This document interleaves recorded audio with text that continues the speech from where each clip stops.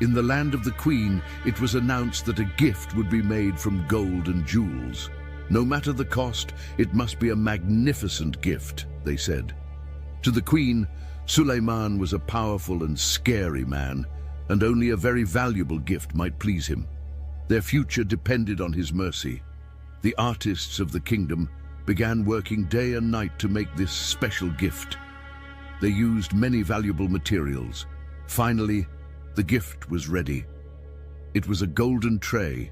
On its sides were 2 wolves made of gold and other jewels.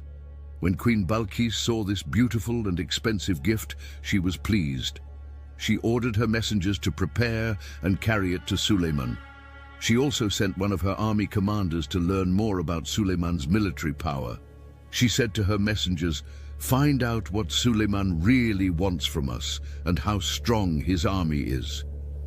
Prophet Suleiman had already heard about the Queen's meeting through Hudhud. While Hudhud was flying around the borders of the land, he saw the caravan of messengers and quickly flew back to inform Suleiman. From what he heard, Suleiman understood that the Queen was sending gifts. He also knew that her real goal was to find out his intentions and military strength. So Suleiman gave an order. His army should prepare and line up to receive the Queen's messengers. He also sent men to meet them. Prophet Suleiman had one goal.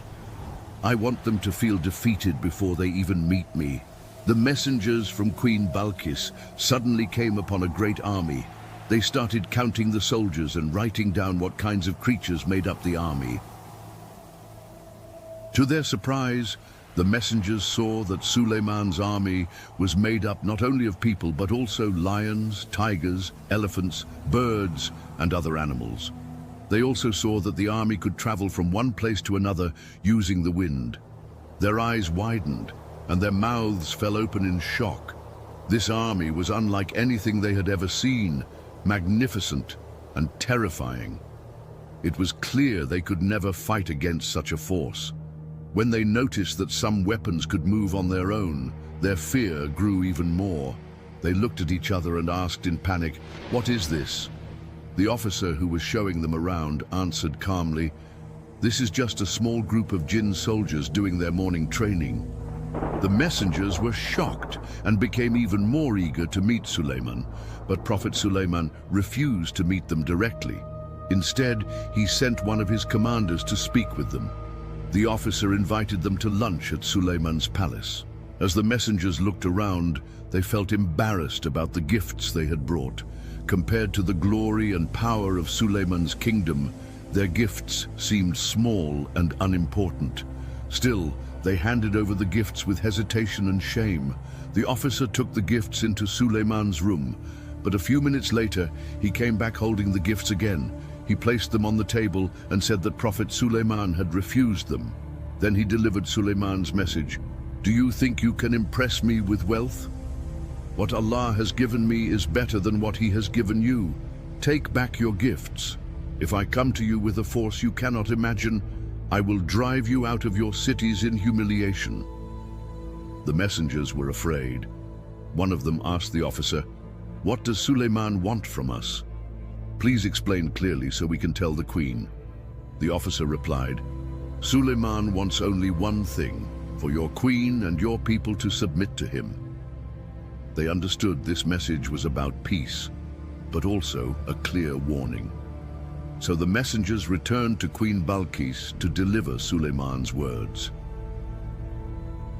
When the messengers arrived, the Queen was asleep, but she had told her servants to wake her immediately if the messengers came.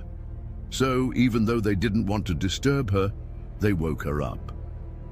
As soon as Queen Balqis opened her eyes, she met with the messengers. She asked, "Well, tell me, what did Suleiman say when you gave him the gift?"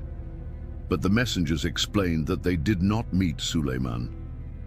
One of his commanders received the gift and took it to him, but sadly, Suleiman rejected the gift.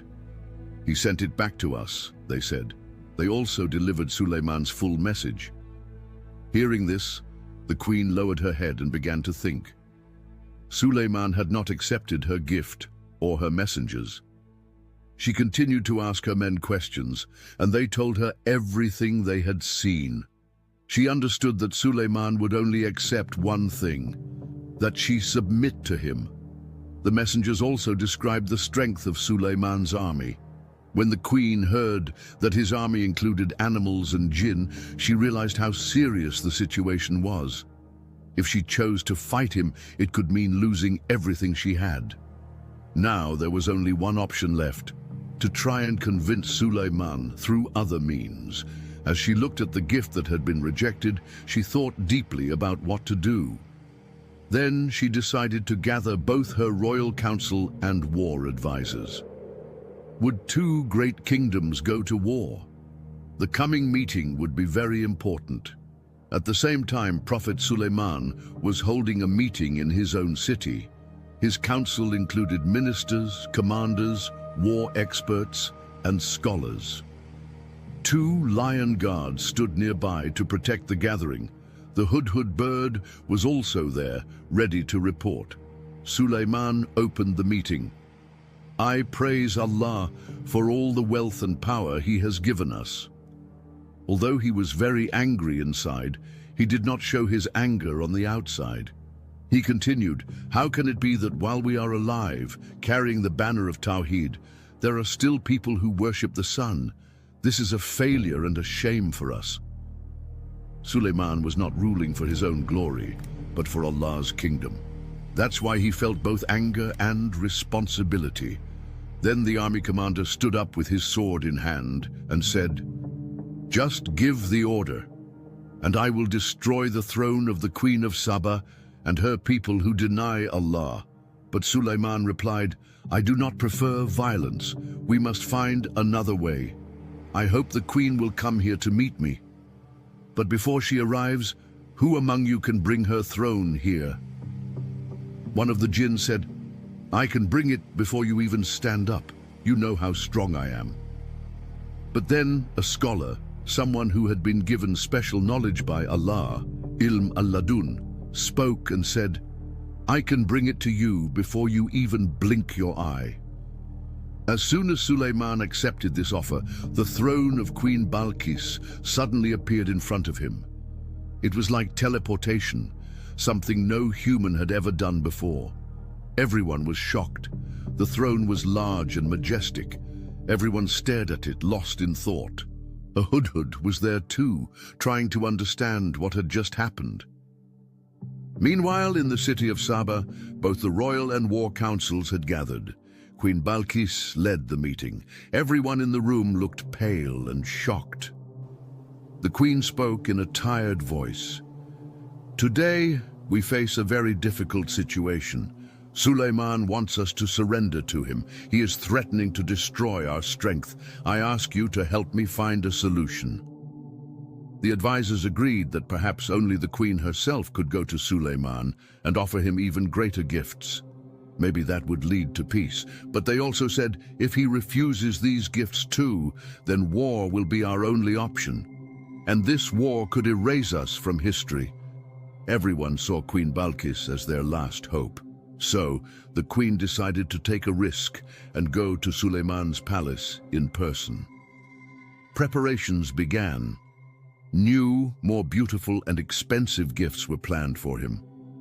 Prophet Suleiman knew that the queen had the wrong idea about power and progress. She was proud of her country's industry and technology, but Suleiman alayhi salam wanted to teach her an important truth. Real greatness and true progress come only under the flag of Tawheed, belief in the oneness of Allah. Without belief in Allah, any system will eventually fall apart. What if you lose the world but gain Allah? You win. But if you gain the whole world and lose Allah, what good is that?